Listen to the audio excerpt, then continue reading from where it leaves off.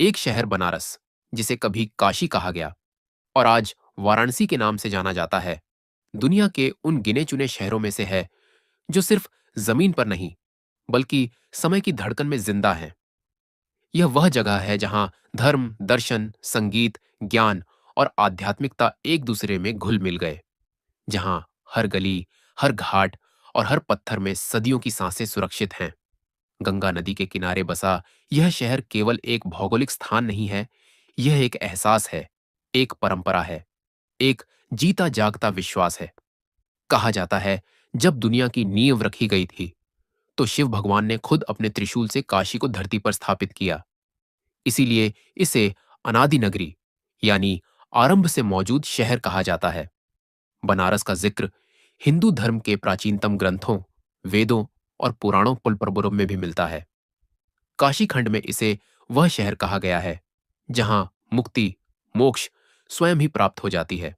यानी जो यहां मरता है वह दोबारा जन्म के चक्र से आजाद हो जाता है। यही आस्था आज तक करोड़ों श्रद्धालुओं को गंगा के किनारे खींच लाती है। बनारस में गंगा का बहाव भी दुनिया की दूसरी नदियों से अलग है। यहां नदी उत्तर की दिशा में बहती है, जिसे उत्तरावाहिनी गंगा कहा जाता है, और हिंदू मान्यता कहती है कि यह रुख खुद शिव की ओर झुका हुआ है। इसीलिए यहां नहाना, पूजा करना या दिया जलाना महज एक रस्म नहीं बल्कि आध्यात्मिक संवाद समझा जाता है। अगर कोई सुबह के वक्त गंगा आरती देखे तो महसूस करेगा कि यह शहर समय से नहीं, आस्था से चलता है। सूरज की पहली किरण के साथ घाटों पर बजने वाली घंटियां, पुजारियों के मंत्र और नदी पर झिलमिलाते दिए, ये सब मिलकर एक ऐसा दृश्य बनाते हैं जिसे शब्दों में बयान करना संभव नहीं। यह शहर सदियों से आत्मा और शरीर, जीवन और मृत्यु के बीच एक पुल समझा जाता है। यहां मरने का मतलब अंत नहीं बल्कि आरंभ का है। इसीलिए नास्तिक हो या आस्तिक, जब वह बनारस पहुंचता है तो खुद को समय के बहाव में घुलते हुए महसूस करता है। बनारस में वक्त रुकता नहीं, सिर्फ बदलता है। यह वह मुकाम है जहां जिंदगी इबादत बन जाती है और मौत, मुक्ति। दो काशी का नाम मानव इतिहास के प्राचीनतम धार्मिक ग्रंथों में मिलता है। ऋग्वेद, अथर्ववेद और शतपथ ब्राह्मण में काशी को उस स्थान के तौर पर याद किया गया है जहां प्रकाश और ज्ञान का मेल होता है। शब्द काशी खुद संस्कृत के शब्द काश से निकला है, जिसका अर्थ है चमकना या रोशन होना। गौया, यह शहर शुरुआत से ही प्रकाश, ज्ञान और आध्यात्मिकता का प्रतीक माना गया। प्राचीन वैदिक युग में काशी को तीन बड़ी नदियों के संगम पर स्थित बताया गया, वरुणा, अस्सी और गंगा। इन्हीं दो नदियों के नामों से वाराणसी शब्द अस्तित्व में आया। हिंदू परंपराओं के अनुसार जब देवताओं ने धरती पर ज्ञान फैलाने का इरादा किया तो उन्होंने शिव भगवान के निवास स्थान के तौर पर काशी को चुना। यही वजह है कि शिव की पूजा का केंद्रीय स्थान काशी विश्वनाथ मंदिर आज भी दुनिया भर के हिंदुओं के लिए पवित्रतम जगह है। पुराणों में लिखा गया है कि काशी में रहना, यहां मरना या यहां एक पल का ध्यान करना इंसान को मोक्ष दिलाता है, यानी जन्म मरण के चक्र से आजादी। इस विश्वास ने सदियों तक करोड़ों इंसानों को यहां खींचा। गंगा के किनारे जलने वाली चिताएं, मंदिरों की घंटियां और आध्यात्मिक अनुष्ठान इस आस्था का प्रतीक बन गई कि काशी में मरना असल में मोक्ष पाना है। महाभारत में भी काशी का जिक्र मिलता है, जब पांडवों और कौरवों के द्वार में इसे काशी राज्य कहा जाता था। कहा जाता है कि श्री कृष्ण खुद काशी के राजा से मिलने आए और इसे सनातन धर्म का दीप कहा। यही दीप बाद में पूरे आर्यावर्त में धार्मिक प्रकाश बन गया। समय के साथ साथ काशी सिर्फ पूजा पाठ का नहीं बल्कि शिक्षा का केंद्र भी बनी। यहां ब्राह्मण अर्षि वेदों, उपनिषदों और दार्शनिक तर्क की शिक्षा देते थे। यूनानी यात्री मेगस्थनीज ने भी अपने यात्रा वृत्तांत में लिखा कि गंगा के किनारे एक शहर है जहां पुजारी खगोल विज्ञान, चिकित्सा और दर्शन शास्त्र पढ़ाते हैं। यह संदर्भ यकीनन काशी के बारे में था।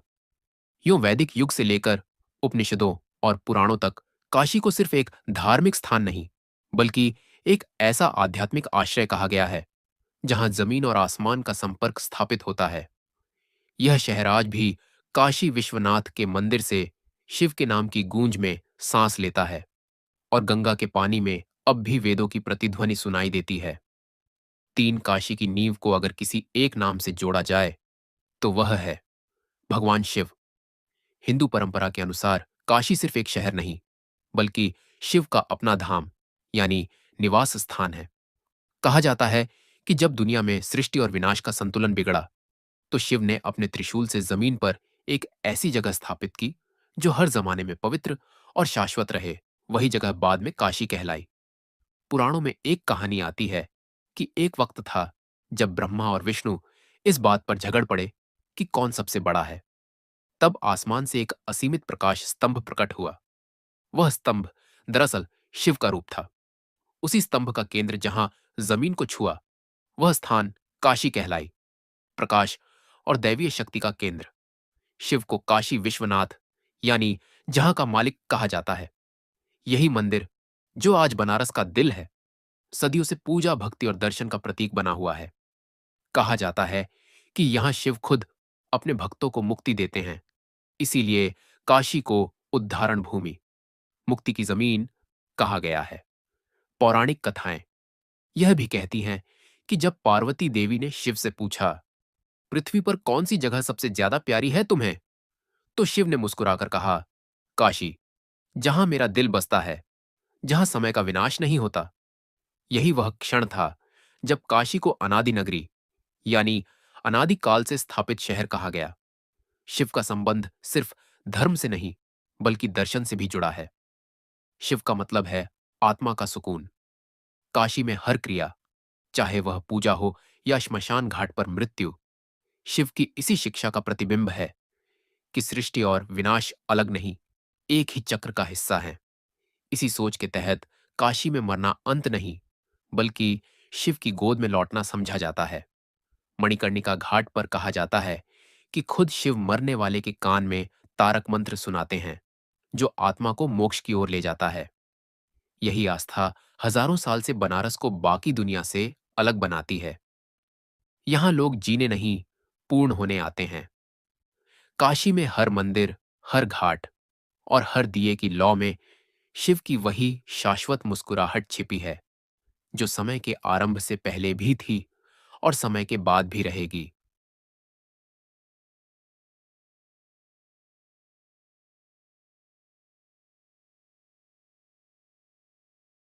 चार काशी का इतिहास सिर्फ धार्मिक ग्रंथों में नहीं, बल्कि जमीन के अंदर दफन मिट्टी, ईंटों और बर्तनों में भी छिपा हुआ है। आज के पुरातत्वविद मानते हैं कि बनारस आर्यों से भी पहले आबाद था। यह शहर कम से कम 3000 साल ईसा पूर्व में एक सक्रिय बस्ती के तौर पर मौजूद था, जब हिंदुस्तान की अधिकतर घाटियों में अभी शहरों का विचार नहीं उभरा था। सारनाथ और राजघाट के इलाकों में होने वाली खुदाइयों से जो बर्तन, मिट्टी की मूर्तियां और पुराने रिहायशी ढांचे मिले हैं, वह इस बात की गवाही देते हैं कि यहां एक संगठित मानव समाज मौजूद था। ये लोग कृषि, मछली पकड़ने और व्यापार से जुड़े थे। गंगा का पानी उनके लिए जीवन का केंद्र था, और वह नदी के किनारे अपनी बस्तियां बसाते, ताकि जमीन उपजाऊ रहे और आवागमन आसान हो। इन अवशेषों में मिट्टी के ऐसे बर्तन भी मिले हैं जिन पर विभिन्न नक्श खुदे हैं। कुछ गोले, कुछ सूरज के निशान, कुछ लहरों की तरह के डिजाइन। ये प्रतीक शायद धार्मिक या आध्यात्मिक महत्व रखते थे, क्योंकि गंगा की पूजा के प्रमाण उन जमानों में भी पाए गए। यानी गंगा की पवित्रता आर्यों से पहले भी मौजूद थी। विशेषज्ञों के अनुसार काशी के ये शुरुआती निवासी द्रविड़ नस्ल से संबंध रखते थे, जिन्होंने दक्षिण एशिया के कई हिस्सों में प्राचीन सभ्यताओं की नींव रखी। उनका विश्वास जमीन, पानी और सूरज की पूजा पर आधारित था। इसी दौर में घाट संस्कृति, यानी नदी किनारे धार्मिक अनुष्ठान करने की परंपरा शुरू हुई, जो बाद में हिंदू धर्म का हिस्सा बन गई। कुछ पुरानी लेखों में काशी शब्द का मतलब चमकती हुई भूमि बताया गया है। संभव है कि उस वक्त के लोग अपने शहर को प्रकाश और सूरज से जोड़ते हों। यही सिद्धांत बाद में वेदों में रोशनी का शहर बन गया। दिलचस्प बात यह है कि बनारस के करीब चौका घाट के आसपास एक प्राचीन कब्रिस्तान खोजा गया है, जहां शवों को जलाने के बजाय दफनाया गया। यह परंपरा आर्यों के आने से पहले की है, क्योंकि आर्य रसम दाह में विश्वास रखते थे। इससे साफ पता चलता है कि बनारस की सभ्यता दो अलग युगों से गुजरी, एक द्रविड़ और दूसरी आर्य। यही सांस्कृतिक मिश्रण, सिंक्रेटिज्म, बाद में बनारस की आत्मा बन गया। यह शहर कभी एक नस्ल या आस्था का कैदी नहीं रहा। यह हमेशा विभिन्न सभ्यताओं के मेल से निखरता रहा। इसी जमीन पर जब आर्य आए तो उन्हें यह शहर पहले से जीवित, बसा हुआ और पवित्र मिला। यूं काशी की कहानी में आर्य दौर का पहला अध्याय शुरू हुआ, एक ऐसा दौर जिसने धर्म, दर्शन और शक्ति की दिशा बदल दी। भाग 5, आर्यों का आगमन और धार्मिक केंद्र का गठन। जब आर्य नस्ल गंगा की घाटी में पहुंची तो उन्हें एक ऐसा शहर मिला जो पहले ही उपजाऊ, आबाद और आध्यात्मिक रूप से सक्रिय था। उन्होंने काशी को सिर्फ जमीन नहीं, बल्कि पवित्र स्थान समझा, जहां गंगा के पानी में जीवन का रहस्य छिपा था। आर्यों ने इस शहर को अपने धार्मिक विचारों से जोड़ दिया और यूं काशी एक नया आध्यात्मिक और सामाजिक केंद्र बनने लगा। वेदों में गंगा और काशी को साथ याद किया गया है। आर्य अर्ष यहां आकर यज्ञ, बलिदान किया करते थे। उन्हें यकीन था कि गंगा का पानी देवताओं का उपहार है और यहां पूजा करने से आकाश और पृथ्वी का मेल संभव होता है। इसी आस्था ने बनारस को ब्राह्मण विद्या, मंत्र और रचना का घर बना दिया। इसी जमाने में यहां शिक्षा और दर्शन परवान चढ़ा। छात्र गुरुकुलों में वेद, उपनिषद, धर्मशास्त्र और खगोल विज्ञान पढ़ते थे। बनारस का नाम तपस्या की नगरी पड़ गया। यहां अर्षि मुनि ध्यान में बैठकर जीवन, आत्मा और ब्रह्म के संबंध पर विचार करते थे। यह वह जमाना था जब काशी ने शुद्ध धार्मिक शहर से बढ़कर एक वैचारिक केंद्र की हैसियत हासिल की। यह द्वार धर्म और बुद्धि का मिश्रण था। लोग पूजा पाठ के साथ साथ सवाल भी करते थे, कौन हूं मैं? आत्मा कहां जाती है? यही सवाल बाद में उपनिषदों की नींव बने और काशी को ज्ञान की नगरी कहा गया। इसी युग में शहर के चारों ओर मंदिर बनने लगे, घरों में वैदिक अग्नि जलने लगी और गंगा के किनारे संस्कृत मंत्र गूंजने लगे। यूं बनारस धीरे धीरे हिंदुस्तान की आध्यात्मिक रीढ़ की हड्डी बनने लगा। भाग 6, काशी बतौर शैक्षिक व आध्यात्मिक केंद्र। आर्यों के बाद काशी ने ज्ञान व दर्शन के सबसे उपजाऊ जमाने में कदम रखा। यह वह दौर था जब ज्ञान सिर्फ धर्म नहीं, जीवन का बुनियादी हिस्सा बन गया। बनारस के गुरुकुल हिंदुस्तान के सबसे विश्वसनीय संस्थान समझे जाते थे। यहां सिर्फ हिंदू नहीं, बल्कि दूसरे क्षेत्रों के छात्र भी आते थे। यही वह समय है जब तपस्या और ज्ञान का मिश्रण बना।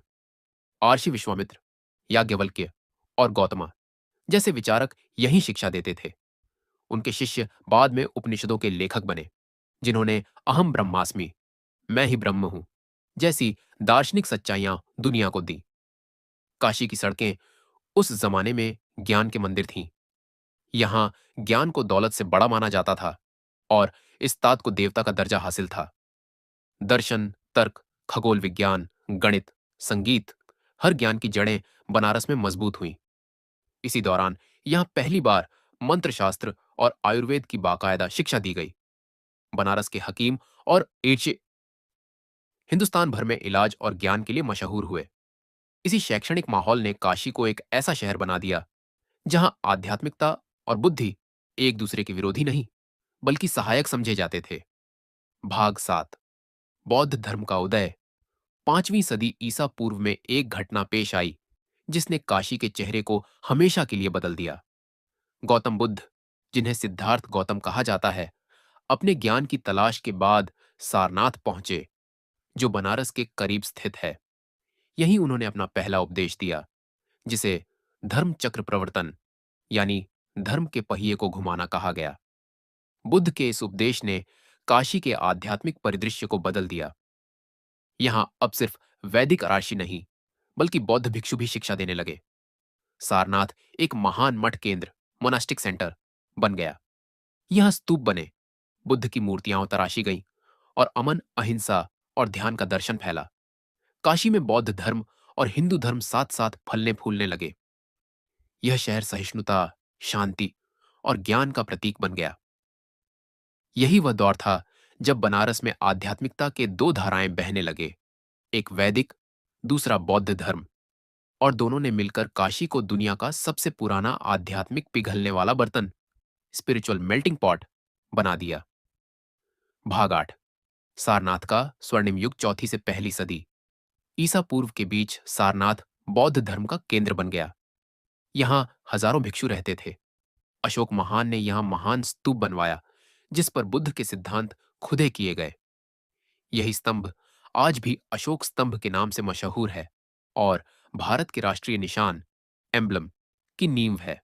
सारनाथ में बनने वाले 8 पीस बुद्ध के चेहरे, मूर्तियां और प्रतीकात्मक चक्र आज भी दुनिया के संग्रहालयों में सुरक्षित हैं। यह कला, ज्ञान और आस्था का मिश्रण था। इसी दौर में काशी के ब्राह्मण और बौद्ध भिक्षु एक दूसरे के ज्ञान से प्रभावित होने लगे। दर्शन के वाद विवाद होने लगे, जहां कर्म और धर्म पर बहस होती थी। यूं काशी ज्ञान और सहनशीलता दोनों का केंद्र बन गई। भाग 9। बौद्ध धर्म और हिंदू धर्म का अंतःक्रिया और टकराव। समय के साथ साथ काशी में दो अलग वैचारिक धाराएं इकट्ठी हुई, हिंदू वैदिक परंपरा और बौद्ध धर्म का तर्क। शुरुआती सदियों में दोनों ने एक दूसरे से सीखा, मगर बाद में प्रभाव की जंग शुरू हुई। बौद्ध धर्म के भिक्षु दर्शन में मजबूत थे, जबकि हिंदू पुजारी परंपरा और अनुष्ठानों में।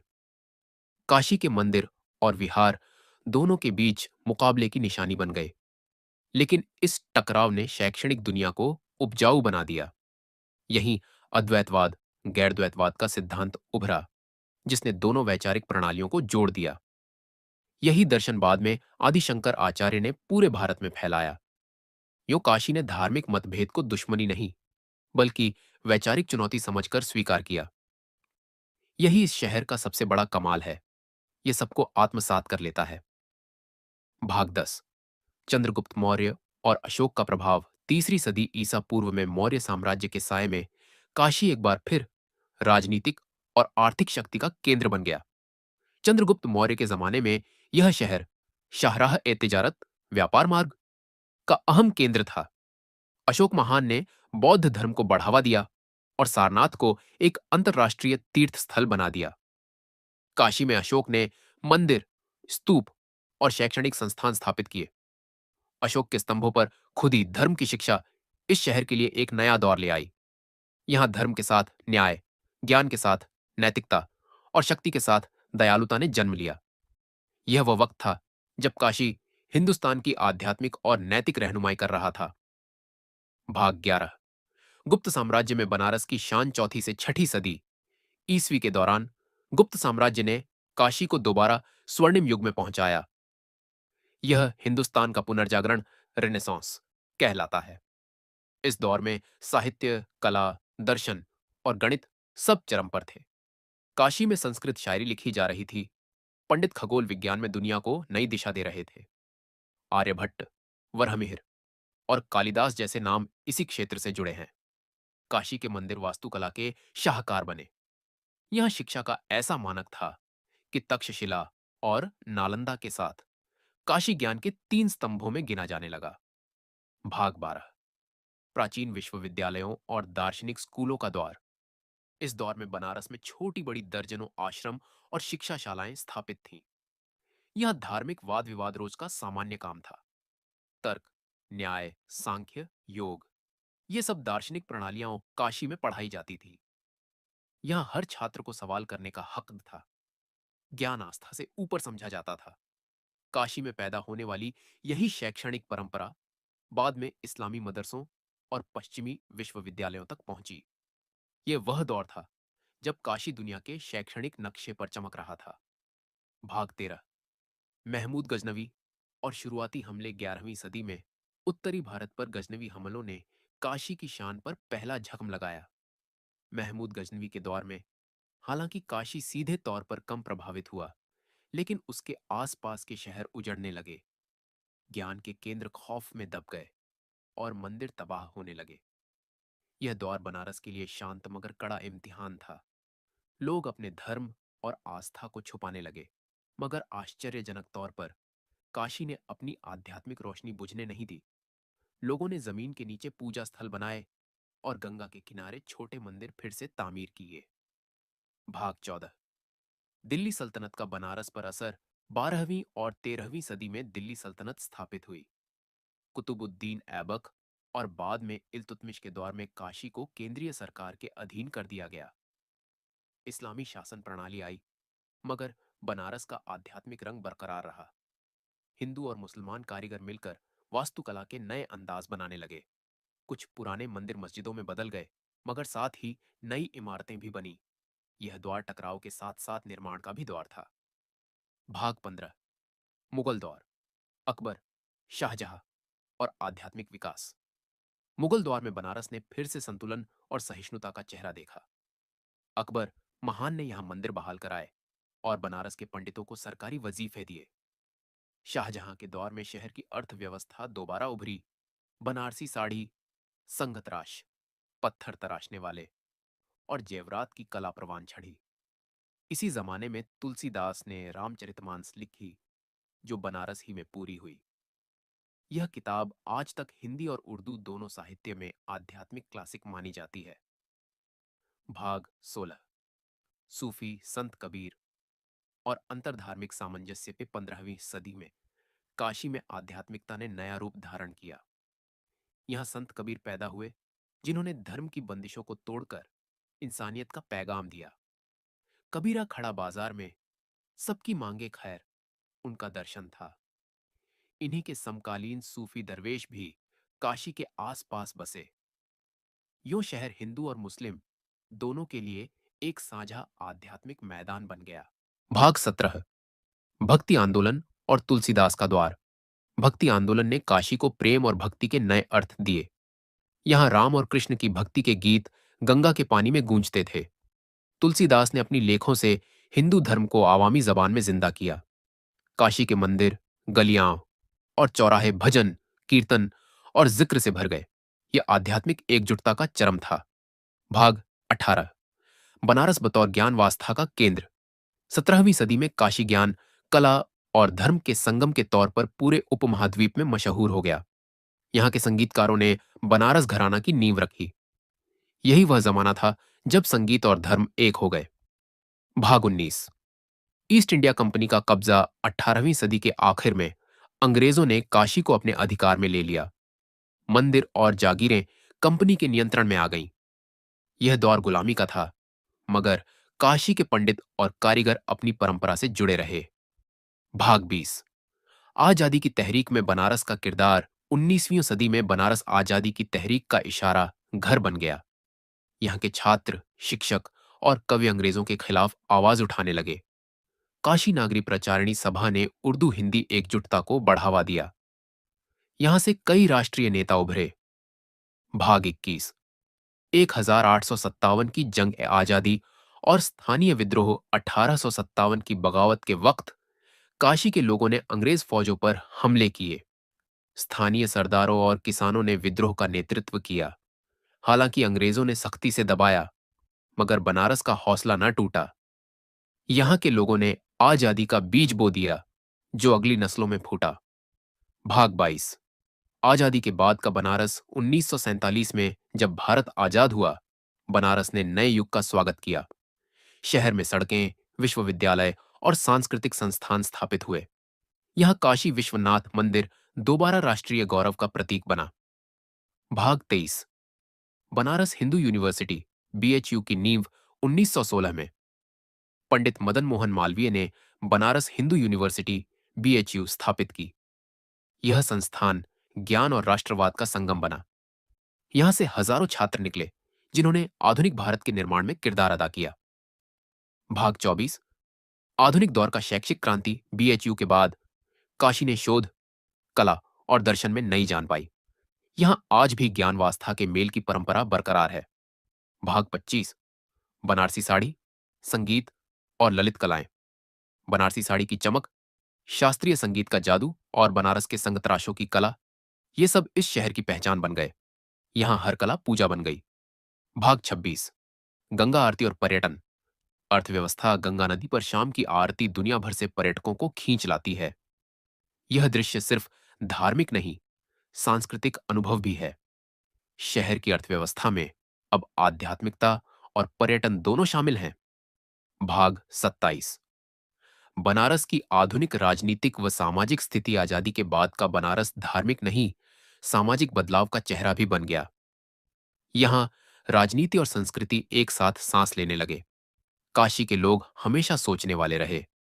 इसीलिए यहाँ की राजनीति पूजा या जात पर नहीं, बल्कि सिद्धांत पर असर डालती है। 19वीं सदी के आखिर और 20वीं सदी के आरंभ में यहाँ के लेखक, प्रोफेसर और सामाजिक कार्यकर्ता भारत के वैचारिक चेहरे बनकर उभरे। 19वीं सदी के आंदोलनों से निकलकर काशी ने गांधी जी, मालवीय जी और राधा कृष्णन जैसे सोच को प्रेरित करने वाले नेताओं को परवान चढ़ाया। यह शहर अब भी राजनीतिक बहसों का गढ़ है, चाहे वह गली का चाय का स्टॉल हो या बीएचयू का हॉस्टल। हर जगह दर्शन, धर्म और राजनीति की बातचीत एक साथ चलती है। आधुनिक दौर में वाराणसी नरेंद्र मोदी के चुनावी क्षेत्र के तौर पर देश की तवज्जो का केंद्र बन गई। शहर के बुनियादी ढांचे में बड़ी तब्दीलियां आईं। सड़कें, घाट, रोशनी, पर्यटन, सब कुछ नए दौर की निशानी बन गया। मगर साथ ही कुछ पुराने चैलेंज भी बाकी हैं। शहर की गलियां तंग, आबादी ज्यादा और माहौल प्रदूषित। ये सब इस बात का सबूत है कि काशी की पुरानी आत्मा और नई तर्क की आपस में संतुलन ढूंढने की कोशिश कर रही है। भाग 22, नरेंद्र मोदी का वाराणसी बहाली योजना। 2014 के बाद काशी ने एक नया रूप देखा। नरेंद्र मोदी ने यहां से चुनाव जीतने के बाद शहर को विश्व आध्यात्मिक राजधानी बनाने का वादा किया।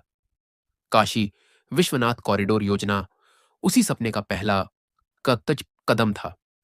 मंदिर के आसपास की दर्जनों पुरानी इमारतें स्थानांतरित की गईं, रास्ते खोले गए और एक विशाल कॉरिडोर बनाया गया जो मंदिर को सीधे गंगा से जोड़ता है। यह योजना महज तर्क की नहीं, बल्कि पुराने और नए का मेल था। मंदिर की प्राचीन महिमा बरकरार रखते हुए शहर को आधुनिक सुविधाएं दी गईं। अंतर्राष्ट्रीय पर्यटकों के लिए वाराणसी अब एक आध्यात्मिक ब्रांड बन चुका है। गंगा आरती को विश्व स्तर पर प्रचारित किया गया। शहर में बिजली, सफाई और सड़कों का सिस्टम बेहतर हुआ और बनारसी दस्तकारी को नई जिंदगी मिली। यूं काशी एक बार फिर हिंदुस्तान की पहचान बनकर उभरा।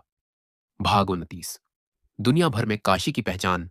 आज का बनारस सिर्फ भारत का नहीं, बल्कि दुनिया का आध्यात्मिक या रूहानी हृदय है। अमेरिका, जापान, यूरोप, जहां कहीं भी भारत की बात होती है, काशी का नाम आदर या सम्मान के साथ लिया जाता है। यहाँ के मंदिरों, संगीत और साड़ियों ने विश्व बाजार में अपनी जगह बनाई है। हर साल हजारों विदेशी पर्यटक गंगा आरती देखने आते हैं। दुनिया भर के धार्मिक विद्वान या धर्मझाता काशी को लिविंग हेरिटेज सिटी अर्थात जीवंत विरासत शहर कहते हैं, यानी वह शहर जो अतीत की धरोहर मात्र नहीं, बल्कि एक जीवित परंपरा है। काशी यूनेस्को की विश्व विरासत नामांकन सूची में है और भारत के सांस्कृतिक पर्यटन मॉडल का केंद्र भी। यह वह जगह बन गई है जहां प्राचीनता और आधुनिकता साथ साथ चलते हैं। भाग 30, निष्कर्ष। काशी समय से परे एक जीवंत परंपरा। काशी की कहानी केवल इमारतों, धर्म या राजाओं की नहीं, यह मानव आत्मा की कहानी है। यह वह स्थान है जहां जीवन और 3000 साल से भी ज्यादा समय में काशी ने सल्तनतें बदलती देखी, धर्म बदलते देखे, लेकिन खुद कभी नष्ट नहीं हुई। यह शहर अब भी सांस लेता है, दुआ करता है और हर सुबह गंगा की लहरों के साथ एक नया जन्म लेता है। यह वह शहर है जहां मिट्टी में दिव्यता छिपी है, जहां हर राख रोशनी बन जाती है, जहां हर मौत एक नया जीवन है। काशी न सिर्फ भारत का सबसे प्राचीन शहर, बल्कि इंसान की आध्यात्मिक जागृति का जीवित प्रतीक।